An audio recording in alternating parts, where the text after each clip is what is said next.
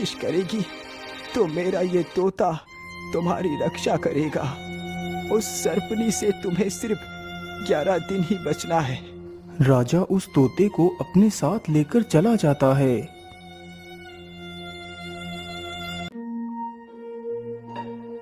राजा ने उस रात तोते को भी अपने पलंग के पास ही रखा था।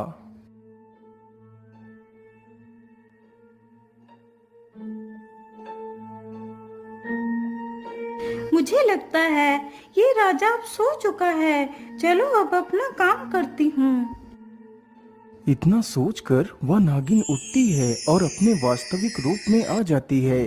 तभी तोते की नजर उस पर पड़ती है। महाराज, आंखें खोलिए महाराज, देखिए आपके बिस्तर पर एक सर्प है। राजा के कानों में जैसे ही तोते की यह आवाज गई तो राजा तुरंत ही उठकर खड़ा हो जाता है।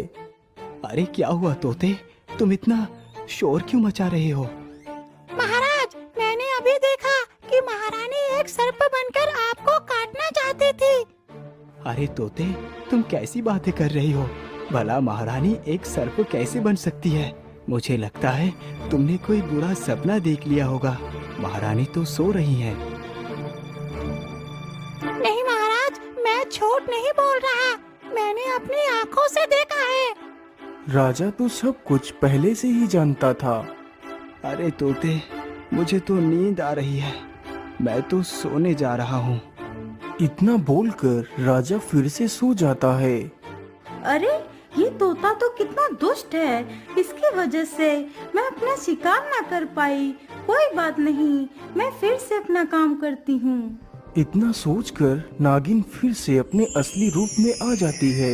तभी तोता फिर से चिल्लाने लगता है। अरे तोते, अब क्या हुआ? तुम अब क्यों चिल्ला रहे हो? महाराज, मैंने फिर से देखा महारानी को एक नागिन बनते हुए। लेकिन राजा ने जानबूझकर तोते की बात पर ध्यान नहीं दिया। राजा फिर से सो जाता है। तोते की इस हरकत से उस नागिन को बहुत क्रोध आया। मुझे लगता है इस राजा से पहले मुझे इस तोते के प्राणों को छीनना पड़ेगा।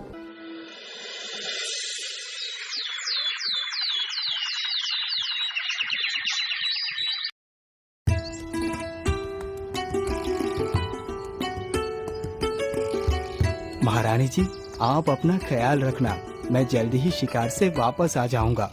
इतना कहकर राजा वहाँ से चला जाता है। उधर तोता रात भर जगने की वजह से दिन में सो रहा था।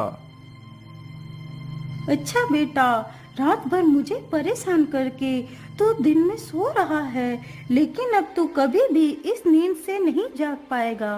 वह सर्पनी तुरंत ही अपने वास्तविक रूप में आ जाती है और तोते को डस लेती है।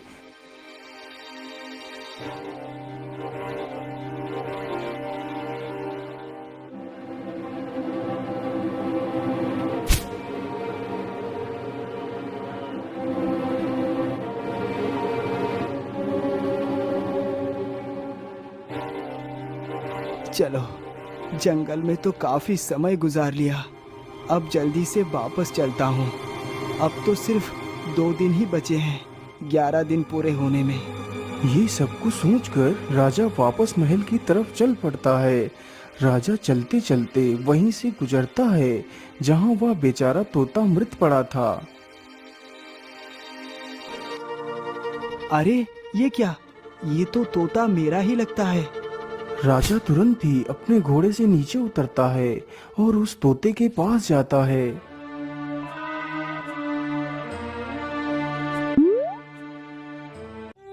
अरे तोते, ये तुम्हें क्या हो गया?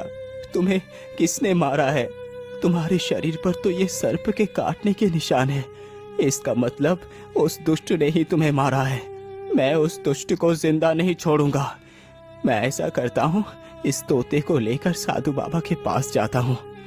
बाबा, आंखें खोलिए बाबा, मेरी मदद कीजिए। अरे क्या हुआ पुत्र, तुम यहाँ क्या कर रहे हो? बाबा, उस दुष्ट सर्पनी ने इस मासूम को भी मार दिया। क्या? मेरे तोते को मार दिया? अब मैं उस दुष्ट को जीवित नहीं छोड़ूंगा। इतना कहकर साधु अपनी शक्ति से एक तलवार प्रकट करता है। महाराज, आप इस तलवार को लीजिए, और उस दुष्ट को खत्म कर दीजिए। लेकिन याद रखना पुत्र, तुम्हें उस राक्षसी को अपने महल में नहीं मारना है, तुम्हें उसे कहीं बाहर ले जाकर मारना है, और तब मारना है जब वो अपनी वास्तविक रूप में आ जाए। तभी तुम उस तलवार से उसके 2 टुकड़े कर सकते हो, तभी वो नागिन खत्म हो जाएगी। उस दुष्ट को मारते ही मेरा प्रिय तोता फिर से जीवित हो जाएगा। ठीक है बाबा, ऐसा ही हो।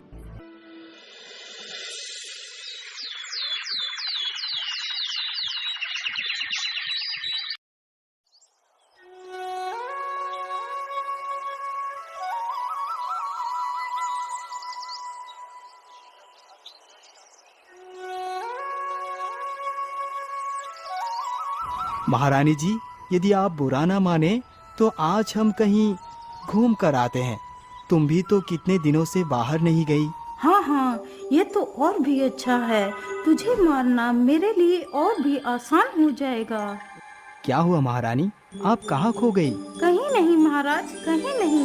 मैं आपके साथ जरूर चलूंगी। फिर राजा और रानी दोनों अपने रथ पर सवार होते हैं और चल देते हैं।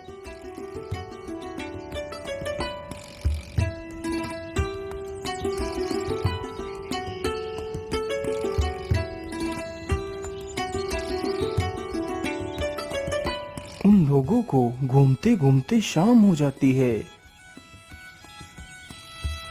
अरे सारथी, आप तो जल्दी ही रात होने वाली है, इसीलिए हमें किसी से आश्रय लेना चाहिए।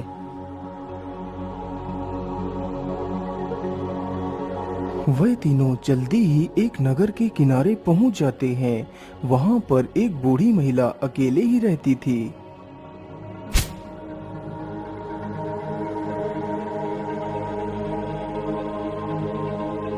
अरे माँ जी, मैं आज रात अपनी पत्नी के साथ आपके घर में आश्रय लेना चाहता हूँ। इसके लिए मैं आपको जितना कहोगी उतना धन दूंगा। हम कल सुबह ही यहाँ से चले जाएंगे। ठीक है बेटा, तुम्हारा जब तक जी चाहे यहाँ पर रह सकते हो।